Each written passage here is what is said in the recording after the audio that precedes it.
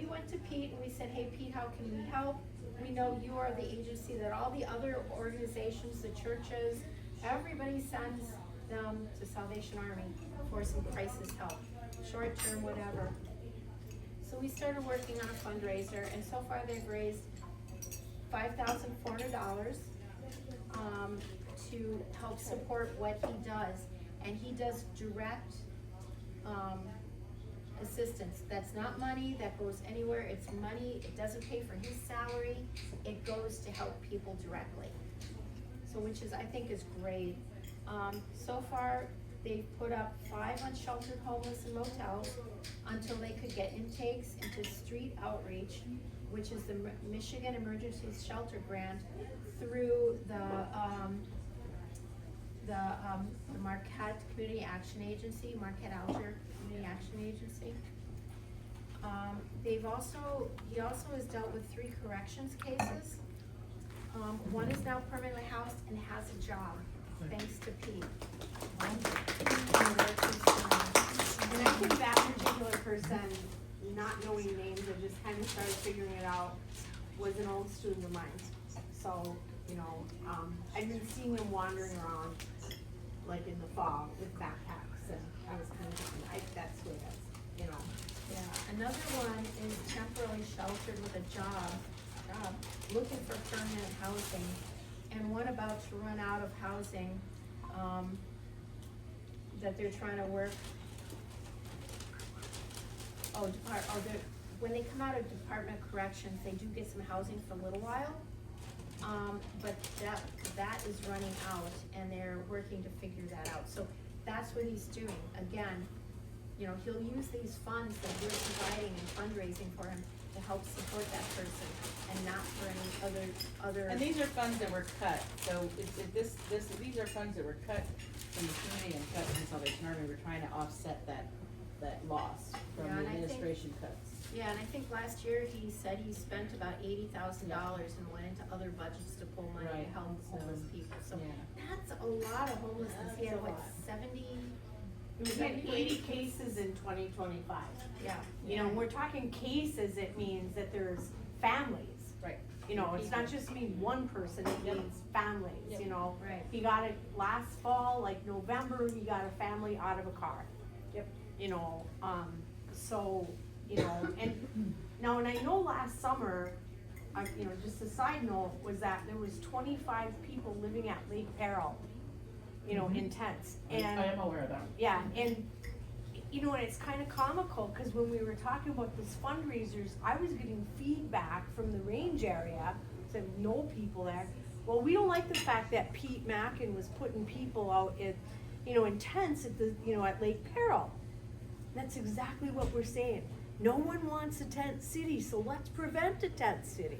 Let's prevent But what's it from identifying happening. them from being, I mean, long-term campers or I agree. or families, But you you know? were all complaining Yeah, about it out there, because so. they didn't know who they were. Right. Right. Because they were not, you know, And that's from. funny, because some of them the they were range. naming to me.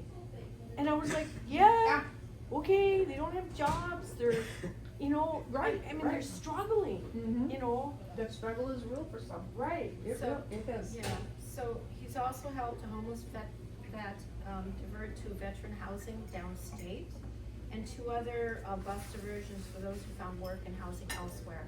So that's another part of what he does, and he actually has other funds that he uses to help other people go to where they may have family or something. So he Right. spends a lot of time working with that. He helped and referred 2 homeless kids under the age of 18 and Lutheran Social Services has a wonderful program for those kids. And they're housed at Salvation Army, they're renting from our Salvation Army. Lutheran Social The Services. offices. Yeah, the offices. Yeah. They've completed 4 homelessness prevention cases. So in other words, exactly what we're trying to do. Keep people in their homes so they don't lose it, whatever crisis it might be. And he says he thinks he has 6 more that he's working on. He thinks another 6. So he's still working on those. Mhm. And currently they have 3 couch surfing cases, 2 of which are being told they have to find somewhere soon. And that's just December and January. Let's see, what else did he say? And they also had one person that needed utility help to put a bill in his name in order to get an apartment. And we were able to use MEAP, the Michigan Emergency Assistance Program, for that. They had a past due bill from a prior apartment. So he's doing whatever it takes on a case-by-case basis to figure out how to help these folks.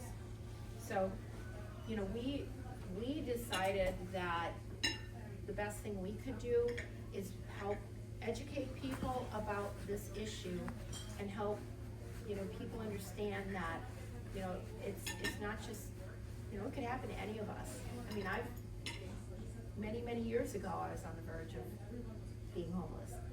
That was when I was very young. But, I mean, we've all been probably pretty close when we're living paycheck to paycheck like that. And, you know, I don't forget those things. You know, I know what it's like. And I'm grateful. And so when this opportunity came up, that we decided to start doing this kind of work, to advocate for the homeless. And if we can go further, right now, what we're doing is, you know, trying to raise funds, but maybe there's more we can do. We don't know, we'll just have to wait and see where that path takes us. And we are here tonight to kind of tell you what we're doing, and this is what we feel we wanna do, to help support those that are being affected by what this administration is doing.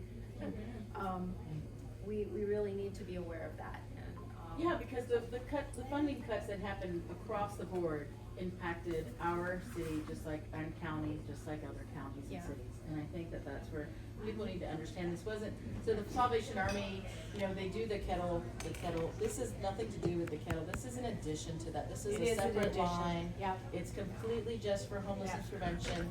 Every single dollar is accounted for, as Lisa had just said, but if you wanted the actual numbers, you can't get names obviously for obvious reasons, but you would know where the money is spent. We know where the money's spent. There's a line item that goes locally to this Salvation Army, because I myself have worked with Pete for immigration housing here. And even starting at some of the other agencies, they always send you back to the Salvation Army. And so then Pete branches out and sends you to other places. And then inevitably, those other places send you back to the Salvation Army. And then Right, Pete says, right, I will right. find a way. Right. And he has constantly on a Yeah. shoestring budget. Yeah. He never turns anybody away. He always finds a way. Right. And so we, the homelessness prevention team, decided let's help him find a better way, right? Right. So he doesn't have to constantly steal from Peter to give to Mary and all the rest of that, right? So, and it's a lot of stress, and he keeps people off the streets, and that's the most important thing.